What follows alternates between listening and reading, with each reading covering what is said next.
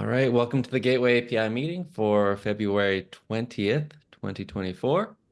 And we've got a very light agenda today, so let's get started. Just a quick note that this PR is ready for another round of review. We had a fair amount of discussion about it earlier, maybe around a month ago. Uh, And I think I've addressed all the feedback now. So really just looking for another round of review on this and would love to get this in so that it can hit 1.1. But just as a reminder, this is both loosening TLS validation and adding a guide for how you can provide self-service or indirect TLS configuration, basically adding more flexibility to TLS configuration.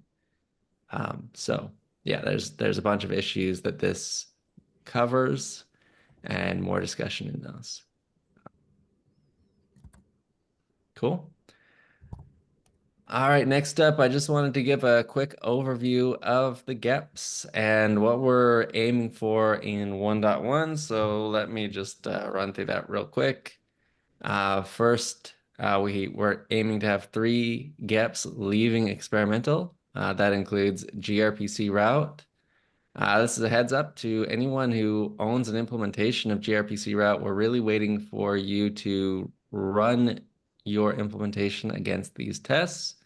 I think the tests make sense to me. Thank you to Arco for leaving some feedback, and I have as well. I know Richard pushed an update yesterday on this one, I think. Anyways, this one is still coming, but it's at least passing Envoy Gateway. I feel like it will probably pass Istio. Just need somebody to run it against Istio. I think there are probably some others that will pass too, but just a heads up, that's what we're waiting for on this one. And then gRPC route will be good to go. Next up is parent ref port attachment. And thank you to Frank for taking this one up. Frank has added conformance tests. And he's actually added docs before he did this. So he's basically signed up to take this gap across the finish line, which is great. This is a similar story. In this case, the test passes with Istio. We could use some other implementations to sign up and say that it passes on their implementation as well. And then this one will also be good to go to GA. And then finally, I don't think Mattia or Shane are on this call yet, but just a heads up, their gap, sorry, wrong one. Their gap of conformance profiles is a little bit different in its structure because there's not really a way to add conformance tests for something that is inherently about conformance tests. So as a result, we ended up with a custom set of graduation criteria that is well defined here.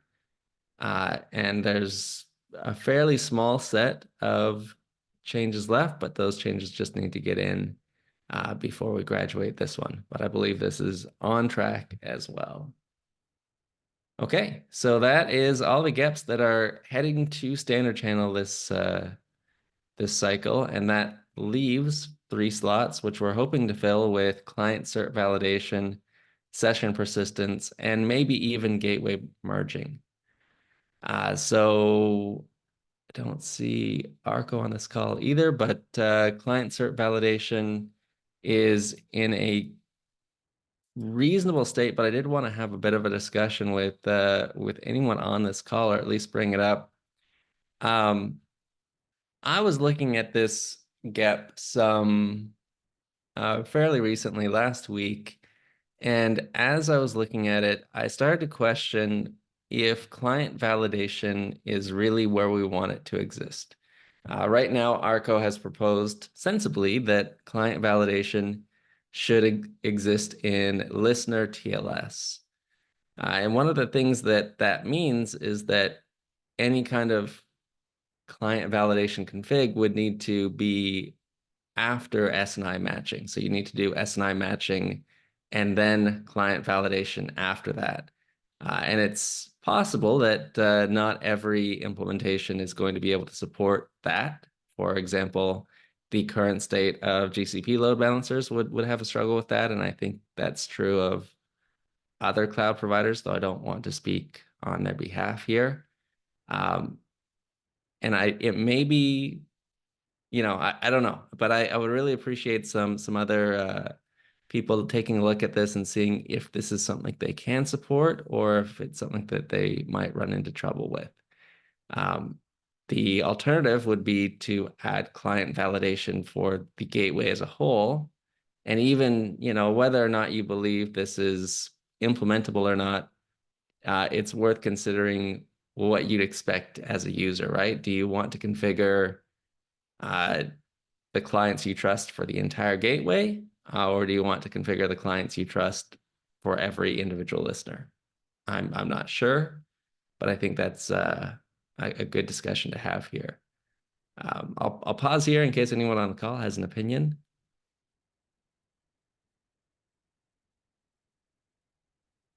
Rob, how does it work to not be able to do this? It's a bit confusing because the SNI, like the SNI is used to pick the server certificate, and the server certificate is presented before the client certificate. So it seems odd that you could do client cert validation before you do SNI routing if you have a conformant implementation in Yeah, against the rest of the there spec. are yeah, it may just be that GCP is weird here. So that the what it supports today is kind of twofold, but the way it exposes S&I matching for certificates is not exposing the full set of S&I based routing, for example, right? So there are ways that you can achieve the current configuration, but this particular addition would be challenging. That's what I'll say. Now that this should not be a limiting factor if it's only the one implementation. But I was looking at some others that seemed like they might have a similar problem here. Well, more concretely, I have heard recently some people talking, not in Gateway, but in Istio, of use cases where they want a client certificate per domain, for example, different ones Okay. that they're validating different ways.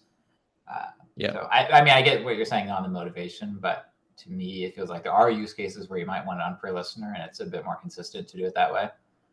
Yeah. So that was the at least intuitive option for me. Yeah. I think this comes back to a bigger question about where exactly the configuration for the client cert a gateway should use to connect to a backend should live, which I know this is different, but I think that configuration almost certainly is per gateway and not per listener. And if we assume that's per gateway, then it may be a little less weird to have this also be per gateway. But I agree that the use case of per domain client validation is probably reasonable and real. Cool. Any other thoughts on this one?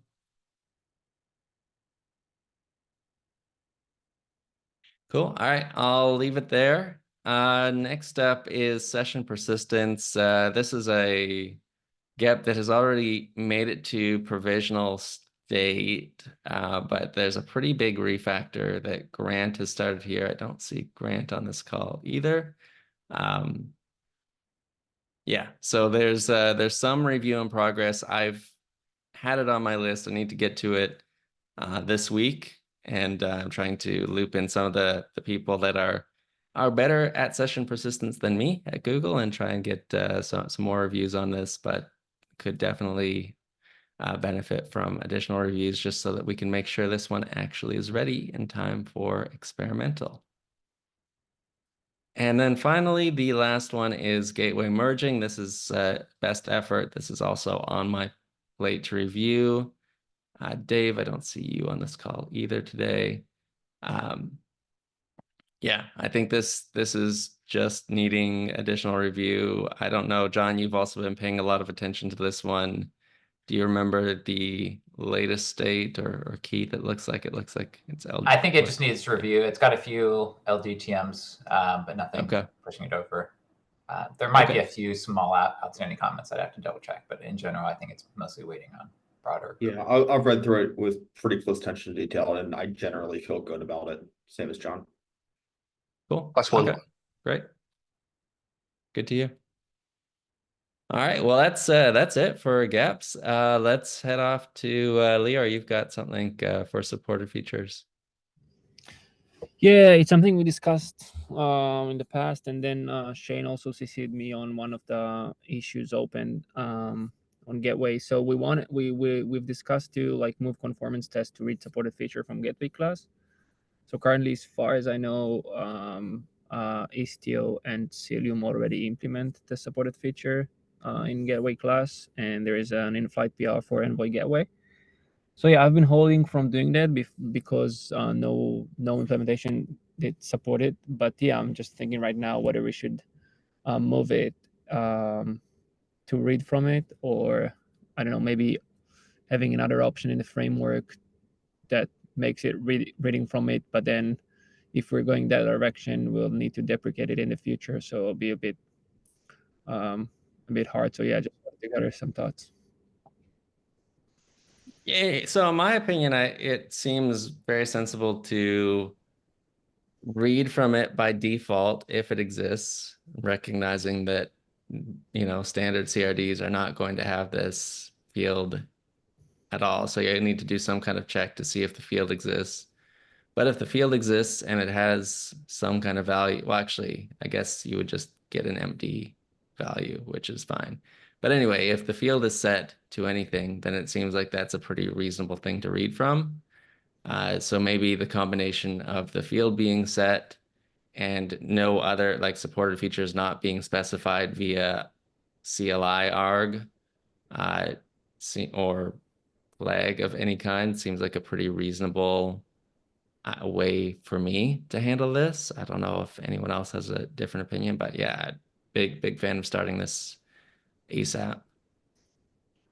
But then how do we plan to ensure that in the future it's only being grid from Gateway class, or if that direction we're going? Because if we're saying that's only the default, so then like implementations could stick in the face of just have it as it is now, just a list. So I think eventually we would need to remove the supported features flags, just so that there was no other way to do this. Okay. I see. Okay, yeah, sounds good. Cool. No, that's awesome. I am excited for this feature and or this set of features, whatever. And so yeah, thanks for raising that. Cool. Next, Devansh.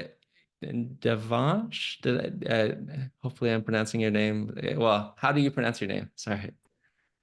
Yeah, hi, it's Devansh. Yeah. Okay, cool. Yeah, go ahead. You have something about Gateway Cuddle describe? Yes, it was a issue. I wanted to work on your GWCTL describe statements, Cool. describe command. So I just wanted to know what all features, what all parameters should be available in the output, and how we can implement this. Cool. I think I see Gaurav on the call, so maybe I'll defer to him. No pressure if that. Yeah. Oh, no problem, Rob. Hey, hi, Devansh. I think what I'll do is I'll Hi. create the bug and I will assign the details. I'll write out the details for you and assign it to you, and hopefully that should be kind of sufficient. And if we still need to discuss it, maybe I'll reach out to you over Slack. Does that work? All right. Yeah, that's fine. All right, awesome. Cool. That's awesome. It's great to see these. I saw maybe a couple people already volunteer for different tasks in here, so it's great to see Gateway Cuddle moving along and people jumping in to help out. And yeah, just a heads up, Gaurav has done a lot of work to split out this work so that lots of different people can jump in and take on different parts. So if you're interested, don't hesitate to jump in as well. Yeah, thanks for volunteering, Devansh. And I think that may be the end of our agenda today. Is there any last item? Cool. All right. Well, we'll call it there. Thank you, everyone, for a great meeting, and we'll talk to many of you next week. Have a Thanks. great one.